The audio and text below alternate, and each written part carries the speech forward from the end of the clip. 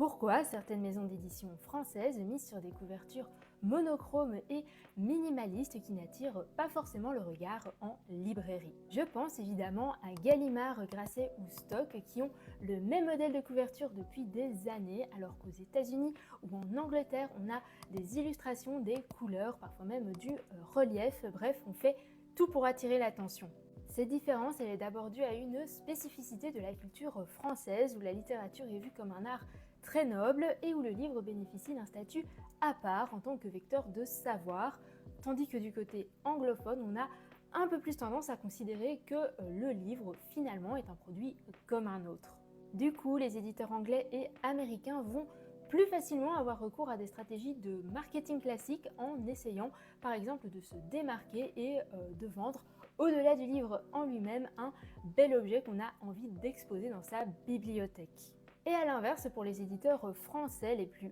renommés, le texte se suffit à lui-même, donc pas besoin d'en faire des caisses pour vendre. Au contraire, on estime qu'une illustration risquerait de faire de l'ombre au contenu du livre en lui-même et que ça ferait obstacle à l'imagination du lecteur. Mais selon l'autrice Clémence Imbert, derrière tout ça, il y a aussi une forme de distinction sociale, un moyen de se positionner un peu au-dessus de la mêlée dans une tradition d'élitisme littéraire. La preuve, c'est que ces couvertures très simples, elles concernent essentiellement les livres de littérature blanche susceptibles de remporter des prix littéraires, tandis que les couvertures illustrées sont souvent réservées à des genres plus populaires comme la romance, la science-fiction ou la fantasy. Ces couvertures simples et minimalistes deviennent alors une marque de bon goût, et alors que l'idée de base c'était de préserver une certaine sacralité de la littérature, elles deviennent elles aussi des arguments de vente. D'ailleurs, je trouve que c'était particulièrement flagrant lors de la collaboration de